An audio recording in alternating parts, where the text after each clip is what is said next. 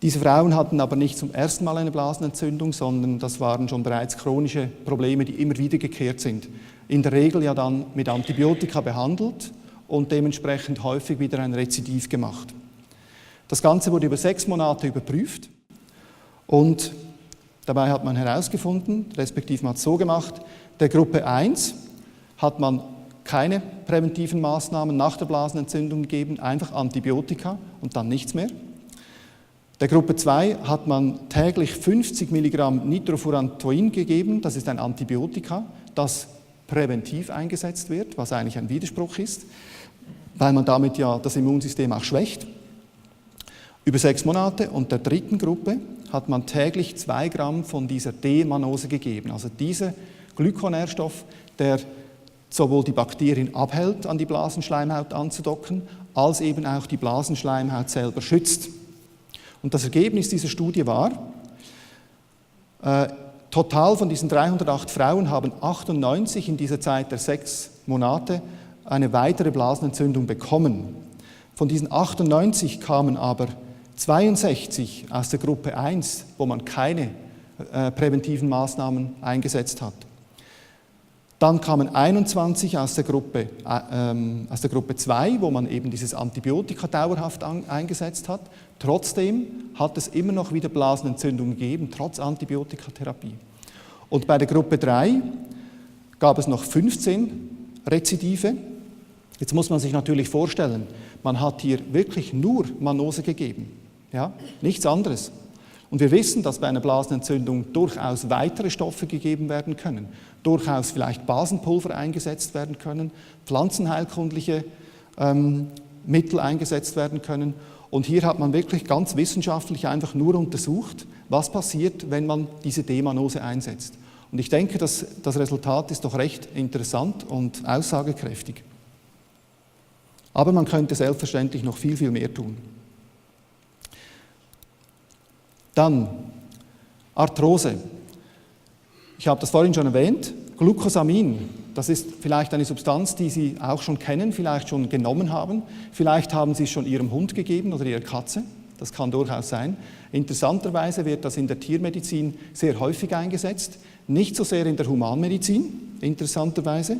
Hier gibt es auch eine Studie, man hat versucht herauszufinden, ob dieser Glykonährstoff, dieses Glucosamin, tatsächlich Gelenkaufbau wieder fördern kann, wenn Gelenke abgenutzt sind. Wir sehen hier ein intaktes Gelenk mit der Gelenkschmiere, mit dem Knorpel rundherum und hier eben eine Arthrose, wo diese Gelenkschmiere und zum Teil auch der Knorpel weg sind und abgenutzt sind. Das ist sehr schmerzhaft. Man hat Folgendes gemacht, man hat der ersten Gruppe täglich 1500 Milligramm von diesem Glucosamin gegeben, der zweiten Gruppe 1500 Milligramm Glucosamin plus 444 Milligramm Fischöl. Fischöl ist das Omega-3-Öl, das entzündungshemmend ist. Resultat war, in der ersten Gruppe mit nur Glucosamin gab es eine Verbesserung der Schmerzen von 41 bis 55% und die Beweglichkeit war so plus minus, ein bisschen besser, aber doch nicht wirklich gut. Bei der zweiten Gruppe gab es eine Verbesserung der Schmerzen, die fast identisch war, aber die Beweglichkeit war deutlich besser geworden. Auch hier wieder ist es wichtig zu sehen, wir müssen nicht nur Glykonährstoffe einsetzen, das ist nicht ein Allerweltsmittel, auch kein Allerheilmittel. Der Körper benutzt diese Stoffe dann, um sie intelligent einzusetzen. Die Glykonährstoffe selber machen gar nichts, die sind einfach da, werden dann von den Zellen verarbeitet. Aber wenn wir sie nicht geben, haben wir keine Chance, dass der Körper das von sich alleine tut, weil ihm einfach etwas fehlt. Deshalb ist es wichtig, dass wir diese Stoffe zugeben. Und was man aber weiß, jetzt eben auch hier wieder wie bei der Blasenentzündung ist, wenn wir kombinieren, können wir viel bessere Effekte herausholen. Zum Beispiel gibt es Präparate auf dem Markt, die sowohl dieses Glucosamin und auch Chondroitinsulfat enthalten. Beides sind Glykonährstoffe. Man kann das mit Hyaluronsäure kombinieren, was auch ein glykonährstoffhaltiger Stoff ist, und man kann es mit Schwefel kombinieren. Das ist MSM als Beispiel. Und das ist eine Kombination, die sich sehr, sehr gut bewährt hat und die eben noch bessere Resultate hervorbringen kann, weil man von verschiedenen Seiten das Problem angeht. Aber die Glykonährstoffe sind die Schlüssel, damit überhaupt etwas passieren kann. Und ohne Glykonährstoffe sind all diese Produkte deutlich weniger wirksam. So. Wir bleiben noch ein bisschen bei den rheumatischen Beschwerden. Es gibt seit einigen Jahren oder seit 20 Jahren gibt es diese ganz interessante Forschungsrichtung des Sugar Printings. Also man könnte sagen, das Messen und das Aufzeigen der Zuckerformen im Körper. Und das wird vor allem im Bereich des Rheumatismus, also der rheumatischen Gelenkbeschwerden, wird das untersucht. Und was Sie hier sehen, dieses Bild oben, ist so ein Sugarprint. Es wurden hier 13 verschiedene Zucker untersucht, gemessen, wie viel es von dem Einzelnen hat. Und es wird an den Immunkörpern hier, dieses IgG, was ein Glykoprotein wiederum ist, Sie sehen hier wieder, das Immunsystem ist mehrheitlich bestehend aus Zuckern, aus Glykonährstoffen, wird das gemessen. Und anhand dessen hat man feststellen können, ohne den Patienten gesehen zu haben, ob der Patient an Arthritis, an Arthrose, an Fibromyalgie leidet oder vielleicht einfach an Spondylose und so weiter. Man konnte also feststellen, dass alle Patienten, die an Arthrose leiden, die gleichen Sugarprints haben. Man konnte die Patienten, ohne sie gesehen zu haben, identifizieren anhand ihres Zuckerbildes. Das sollte uns etwas sagen. Das heißt, es ist nicht einfach individuell, wie sich das bei jedem ausprägt, sondern wenn bestimmte Zucker fehlen und von bestimmten Zuckern vielleicht zu viel oder zu wenig da sind, ergibt das eine Tendenz, wohin sich der Körper entwickelt. Und das ist das Interessante hierbei, bei diesem Sugarprinting. Also für jede der untersuchten rheumatischen Erkrankungen zeigte sich ein charakteristisch verändertes Zuckerprofil. Charakteristisch für jede einzelne dieser Diagnosen. Zum Beispiel sind oft dann die Spiegel von Galaktose und von Galaktotransferase, welches ein Enzym ist, um Galaktose zu verdauen und aufzunehmen, sind dann eben erniedrigt. Und dann fehlt Galaktose und Galaktose ist für diesen Knorpelaufbau enorm wichtig und das kann man in diesem Zuckerprofil erkennen. Dr. Steve Nugent wieder: Die Schwere der Erkrankung ist proportional entsprechend zum Grad des Galaktosemangels. Also je mehr Mangel an Glykonährstoffen, desto schwerer sind die Patienten an diesen rheumatischen Erkrankungen erkrankt. Man kann das wirklich nicht voneinander trennen. Immunsystem. Ohne Glykonährstoffe kein Immunsystem. Dieses Bild, ich erkläre Ihnen das gerade, zeigt hier das Darmlumen. Hier sehen Sie Bakterien und diese Bakterien stimulieren den Thymus und die Milz mit diesem sogenannten PSA, also mit dem Polysaccharid A, was ein Glykonährstoffkomplex ist, stimulieren die Milz und Thymus, um das Immunsystem zu trainieren und ein ausgeglichenes Immunsystem herzustellen. Ohne diese Glykonährstoffe können diese Bakterien das nicht machen und die Information fließt nicht weiter zu Milz und zu Thymus. Das ist im Kindesalter äußerst wichtig, wird häufig durch Impfungen unterbrochen, dieser Vorgang. Und umso wichtiger ist es, dass wir unsere Kinder eben mit Muttermilch versorgen oder eben mit Glykonährstoffkomplexen, damit sich ein Immunsystem eben ausgeglichen aufbauen kann.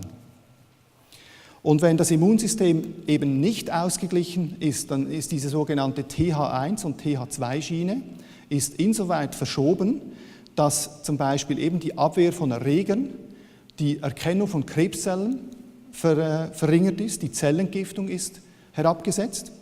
Herz-Kreislauf-Funktionen entwickeln sich schlechter und das Nervensystem funktioniert ebenfalls schlechter. Noch einmal hier, die Funktion des Darmes und der Darmbakterien zusammen mit dem Immunsystem haben eine enorme Auswirkung auf das Nervensystem und auf die Hirnfunktionen. Und auf der anderen Seite sind aber Allergien und Asthma viel häufiger auftreten, wenn dieses Bild hier ist. Die Abwehrschwäche ist deutlich erkennbar bei Kindern und Jugendlichen. Viel mehr Infektionen, viel mehr Entzündungen im Körper und viel mehr Autoimmunerkrankungen. Wenn wir jetzt aber unsere Kinder mit diesen Glykonährstoffen versorgen, dann haben wir dann dieses Bild hier. TH1, TH2 ist ausgeglichen, das Immunsystem funktioniert regelmäßig harmonisch Und dementsprechend ist eben die Erregerabwehr, Krebsabwehr und so weiter ist gut, funktioniert optimal. Allergien, Asthma, Abwehrschwäche, Infektionen kommen deutlich seltener vor. Das war eine große Studie, die hier veröffentlicht worden ist und die das aufgezeigt hat, wie wichtig das dieses Zusammenspiel von Darmbakterien, von dem Vorhandensein der Glykonährstoffe und der Auswirkung auf die Immunorgane, wie wichtig das ist. Hier haben wir eine weitere Studie. Hier geht es um Fucose und N-Acetylglucosamin, 2 dieser 8 Glykonährstoffe. Man hat festgestellt, dass es einen Mangel von diesen beiden Stoffen gibt bei entzündlichen Darmerkrankungen, wie zum Beispiel Morbus Crohn oder Colitis ulcerosa. Das sind verschiedene Abschnitte des Darmes, sind häufig entzündet. Manchmal blutet das auch. Das Immunsystem ist irritiert, heruntergefahren, überaktiv auf der anderen Seite. Und diese beiden Stoffe stehen im Zusammenhang damit. Dr. Nisi Moore hat eine Fallstudie gemacht mit Patienten. Sie hat mit N-Acetylglucosamin bei Darmentzündungen gute Behandlungserfolge gehabt. Aber es gibt hier auch eine weitere Studie dazu. Man hat bei Morbus Crohn-Patienten diese Darmschleimschicht untersucht. Sie können sich an das Bild erinnern von vorhin mit den Darmzotten und der grünen Schleimschicht darüber. Dort hat man das untersucht und hat das verglichen mit dem Darmschleim von gesunden Patienten. Und man hat herausgefunden, im Schleim, im Darm, bei gesunden Menschen findet man 8 von diesen Glykonährstoffen und mehr dazu, im Schleim drin. Bei den Patienten mit Darmentzündungen hat man 2 bis 3 dieser Glykonährstoffe im Darmschleim, wenn überhaupt. Ja, Sie sehen, da ist ein großer Unterschied vom Gehalt des Darmschleimes bei einem entzündeten Darm. Und dementsprechend sind hier auch wieder die Bakterien mit beeinflusst, negativ mit beeinflusst und somit auch die Kommunikation mit dem Nervensystem, dem Immunsystem und dem Hirn. Acemanan, das habe ich erwähnt, das ist der Stoff, der von Bill McAnally gefunden wurde als die aktive Komponente in Aloe Vera. Dort hat man das Ganze dann eingesetzt in dieser Studie und hat gesehen, die Verdauung wird verbessert, die Nahrungsaufnahme, die Darmflora, also die Darmbakterien werden aufgebaut, Hefepilze, die die Darmschleimhaut schädigen, werden bekämpft und der pH-Wert wird gesenkt im Darm durch dieses Acemanan. Auch eine ganz interessante Geschichte. Dann eine weitere Studie zu Glykonährstoffen und ADS, ADHS, Hyperaktivitätssyndrom. Ich würde jetzt einfach sagen, wenn wir die Studienresultate verstehen und sehen, könnten wir bestimmt Rückschlüsse ziehen zum Autismus-Thema, was uns nachher Dr. Natascha auch aufzeigen wird. Man hat gesehen, die Auswirkung von Fehlernährung und Umwelteinflüssen auf die chemischen Vorgänge im Gehirn und im Darm und der Einfluss von Glykoproteinen darauf. Man hat also Ratten, in diesem Fall hat man Glykoproteine zu essen gegeben und hat festgestellt, dass die Aufmerksamkeit, die Neugier, die Lerngeschwindigkeit und das Angstverhalten bei Ratten deutlich positiv beeinflusst waren, wenn sie mit diesen Glykonährstoffen versorgt waren. Und die Gruppe mit dem N-Acetylneurosamin, die war am ruhigsten, am schnellsten lernfähig, neugierig und aktiv. Ohne diesen Glykonährstoff hat dieser Effekt nicht stattgefunden. Und es ist bekannt, dass dieses Acetylneurosamin die Gehirnentwicklung fördert, die Lernfähigkeit, die Gehirnleistung. Es ist infektionshemmend, schleimhautschützend, cholesterinsenkend und wir finden es eben in der Muttermilch. Also diese ganze Geschichte mit der Neuraminsäure dürfte uns auch morgen in dem Sinne interessieren, dass wir sehen, die ganze Gehirnleistung, die wir brauchen, um diesen Workshop morgen zu machen, ist auch abhängig vom Vorhandensein dieses Glykonährstoffes. Möglicherweise haben Sie schon von diesem Mädchen gehört, Michelle Desrochers. Sie ist eine Amerikanerin und sie wurde geboren mit diesem sogenannten Gendefekt, Trisomie 21. Und Sie sehen sie hier auf dem linken Foto im Alter von 9 Jahren. Auf dem rechten Foto sehen wir sie im Alter von 14 Jahren. Ich selber habe sie an einem Kongress kennengelernt. Sie hat gesprochen an diesem Kongress. Da war sie ungefähr 18 oder 19. Was ist passiert? Dieses Mädchen kam zur Welt. Neben dem genetischen Defekt hatte sie große gesundheitliche Probleme bezüglich Immunsystem, bezüglich Darm und Lunge, schwere Allergikerin, asthmatische starke Anfälle und ist mehrmals in der Notaufnahme gelandet mit asthmatischen Problemen. Ihre Eltern haben dann einen Glykonährstoff kennengelernt und haben angefangen, einfach mal dies dem Kind zu geben und haben innerhalb von Tagen gesehen, dass sich deutliche Verbesserungen ergeben haben.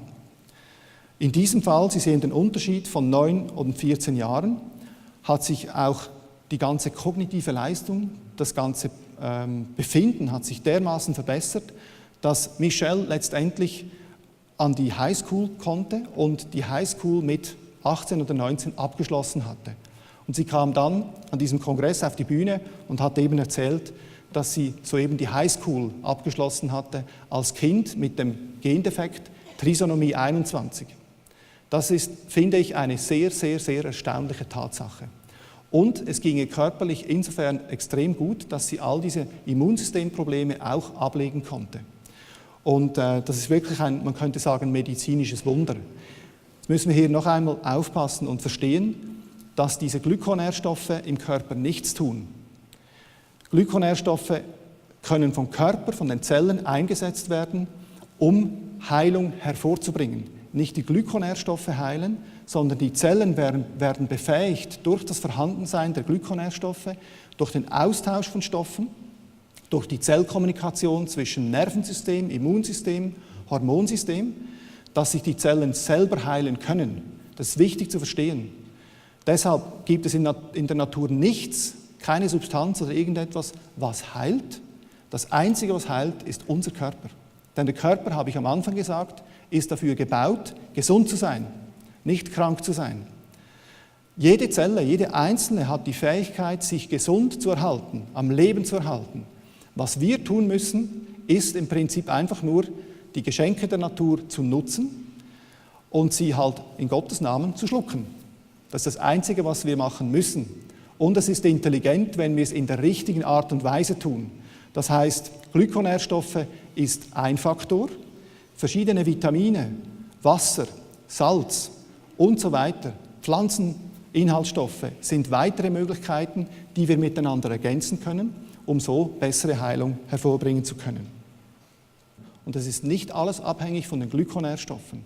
Es hat natürlich ganz viel auch mit der inneren Haltung, mit den Gedanken, mit den Gefühlen zu tun, wie wir da aufgestellt sind. Weil die Glykonährstoffe transportieren auch die Information der Gedanken und der Gefühle in unserem Körper. Und da wird schonungslos alles durchgewunken. Es ist die Aufgabe des Körpers, dass er uns den Spiegel gibt, um zu zeigen, was wir denken und fühlen, hat eine Auswirkung auf unsere Gesundheit und auf unser Wohlbefinden. Und das tun die Glykonährstoffe auch. Deshalb ist es nicht alles an den Glykonährstoffen aufgehängt. Wichtig für die Einnahme. Wenn wir mit Menschen arbeiten oder wenn sie selber Glykonährstoffe einnehmen und einen Glykonährstoffkomplex zu sich nehmen, dann gibt es eine Grunddosierung. Wir arbeiten mit einem Produkt aus den Vereinigten Staaten, ein Glykonährstoffkomplex, der wirklich in höchster Reinheit hergestellt wird. Diese Firma betreibt auch Forschungsarbeiten und ist eine der wenigen Firmen, die überhaupt im Nahrungsergänzungsbereich Forschungsarbeiten betreibt, auch ein eigenes Labor hat und ganz intensiv daran forscht, um auch beweisen zu können, dass ihre Produkte entsprechend die Wirkung haben und immer wieder großflächige Studien anbieten. Mit diesem Glykonährstoffkomplex arbeiten wir. Und das ist natürlich verständlich, dass nicht jeder in jedem Zustand die gleiche Menge an Glykonährstoffen zu sich nehmen sollte. Die Grunddosierung zum Beispiel bei gesunden Menschen, die das einfach als Prävention einnehmen wollen, das sind 2x2 Kapseln täglich. Bestimmt jetzt bei diesem Hersteller, mit dem wir arbeiten. Kategorie 1, keine Beschwerden. Menschen, die also das wirklich präventiv einnehmen wollen, etwas Gutes für ihr Immunsystem tun wollen, die sollten mindestens diese einfache oder die zweifache Dosierung nehmen. Das ist dann abhängig von dem Befinden. Menschen, Kategorie 2, die schon eine Diagnose haben, das heißt, sie haben schon Beschwerden, sie haben in irgendeiner Weise schon gesundheitliche Probleme, die sollten mit der mindestens 4-fachen Dosierung arbeiten. Wir können nicht erwarten, dass wenn wir einen Vollbrand haben und mit der Spritzkanne kommen und den löschen wollen, dass das funktioniert. Das geht nicht. Da braucht es oft die Feuerwehr und die kommt mit anderem Geschütz aufgefahren. Und das wäre dann Kategorie 3, wenn wir eine lebensbedrohende Erkrankung haben, sollten wir mindestens die 12- bis 20-fache Dosierung an Glykonährstoffen zu uns nehmen, damit wir auch in angemessener Zeit eine entsprechende Reaktion erwarten können. Und trotzdem ist es keine Garantie, dass Ihre Beschwerden und Ihre Krankheit weggefegt wird, sondern es hat damit zu tun, dass wir dem Körper einfach das zur Verfügung stellen, was er braucht. Das ist noch wichtig zu erwähnen, genau. Man hat versucht herauszufinden, ob man auch zu viel Glykonährstoffe zu sich nehmen kann. Man hat es versucht und hat herausgefunden, es geht nicht. Es gibt keine Dosierungsgrenze nach oben, wo irgendwie Nebeneffekte oder unerwünschte Nebenerscheinungen eintreten. Man hat das Spiel gemacht, bis man auf 5000 Milligramm pro Kilo Körpergewicht und Tag gekommen ist. Und dann hat man keine Effekte gesehen und hat dann aufgehört. Aus dem einfachen Grund, das würde ungefähr 350 Gramm Pulver pro Tag von diesem Glykonährstoffkomplex auf 70 Kilo Körpergewicht bedeuten. Das macht aber niemand, zumindest nicht lange, weil diese Glykonährstoffe sind nicht günstig und 2,3 Dosen à 150 Gramm konsumiert kaum jemand über längere Zeit. Und diejenigen, die jetzt schmunzeln, die wissen, dass diese Glykonährstoffe eben ihren Preis haben und dass das auch gar nicht sinnvoll ist, das so zu machen. Es macht wirklich keinen Sinn, dass man so hoch dosiert, sondern Glykonährstoffe als Basis und dann dazu verschiedene weitere Nährstoffe, um die Glykonährstoffe auch abzufedern und andere Stoffe zuzufügen. Mitochondrien, ich habe das schon erwähnt. Mitochondrien sind ein interessantes Organ. Ich sage Organ, in jeder Zelle haben Sie, je nachdem, 5.000 bis 15.000 Mitochondrien. Und diese Mitochondrien sind eigentlich Bakterien, sagen Evolutionsbiologen. Bakterien, die sich in die Zellen hineinbegeben haben und mit den Zellen eine Symbiose aufgebaut haben. Wenn wir schon immer wieder über Bakterien sprechen. Und diese Bakterien haben eine gute Funktion, sie erzeugen die Zellenergie. Sie organisieren auch das Immunsystem. Sie stammen von Bakterien ab. Und in diesen Mitochondrien gibt es die sogenannten Atmungsketten. Das ist hier drin, sind die Atmungsketten. Dort wird Energie erzeugt. Und in unserem Körper gibt es dementsprechend 180 Trillionen Atmungsketten, die haben eine Antennenfunktion. Deshalb erwähne ich das. Nur schon diese Atmungsketten, die erzeugen durch ihre Antennenfunktion, das heißt, dass sie Information aufnehmen und wieder abgeben, ein riesiges Magnetfeld, ein riesiges Informationsfeld. Und dieses Feld kann nun auch von den Glykonährstoffen auf der Zelloberfläche wieder weitergegeben werden. Hier gibt es also eine Interaktion zwischen der Zelle außen mit den Glykoproteinen und den Zellen innen in den Atmungsketten. Auch das hier verstärkt das ganze Magnetfeld rund um uns herum. Ist noch wichtig zu erwähnen, dass wir sehen, es gibt hier verschiedene Komponenten im Informationsübertragungsbereich, die wichtig sind. Ich komme langsam zum Abschluss meiner Präsentation. Das Ziel ist, wenn wir vollständig glykosylierte Zellen haben, Zellen, die vollständig mit diesen Zuckermolekülen übersät sind, dann haben wir hier diese Datenautobahnen, Information, die ständig fließt, 24 Stunden am Tag, Information, die ausgelesen werden kann, die verarbeitet werden kann und die letztendlich Gesundheit hervorbringen soll und auch tut, wenn das gemacht werden kann. Sind unsere Zellen nicht mit diesen Glykonährstoffen versorgt, passiert das nur teilweise oder vielleicht gar nicht. Es geht also um Ordnung. Und hier ist ein weiser Spruch, schon sehr alt: Ordnung zu halten, statt Unordnung aufzuräumen, ist das Grundprinzip der Weisheit. Eine Krankheit zu heilen, nachdem sie aufgetreten ist wie ein Brunnen zu graben, wenn man Durst hat, oder Waffen zu schmieden, wenn der Krieg bereits ausgebrochen ist. Und wir haben jetzt heute viel über Krankheiten und Diagnosen und so weiter gesprochen und wie man die beeinflussen kann mit Glykonährstoffen. Der Hauptteil und das Wichtigste aus meiner Seite ist ganz klar, dass wir hier ein ideales Werkzeug aus der Natur haben, um Prävention zu betreiben. Weil wir wollen letztendlich ja gesunde Zellen, einen gesunden Organismus, und den müssen wir erhalten. Und wenn wir Glykonährstoffe zuführen, geben wir dem Körper die Chance, dass er dies viel, viel besser und viel länger tun kann, ohne krank zu werden. Deshalb ist es das Pferd ein bisschen von hinten aufgezäumt, wenn wir erst Glykonährstoffe einnehmen, wenn wir krank sind. Das sollten wir jeden Tag tun und auf jede Weise. Dementsprechend geht es darum, dass wir uns nicht einfach nur auf die Medizin verlassen, die das Ganze manchmal etwas technisch anschaut und von Vorsorge spricht, indem man verschiedene Untersuchungen macht und schaut, ob schon etwas schiefgelaufen ist. Weil in der Medizin kann man erst dann etwas erkennen, wenn zum Beispiel schon ein Tumor da ist oder ein Blutwert verändert ist. Und dann ist eigentlich, wie man in der Schweiz sagt, der Mist schon geführt. Wir sollten früher einsetzen, nämlich dann, dass wir dieses Spiel hier unterbrechen können, stoppen können und dass Krankheit gar nicht erst entsteht.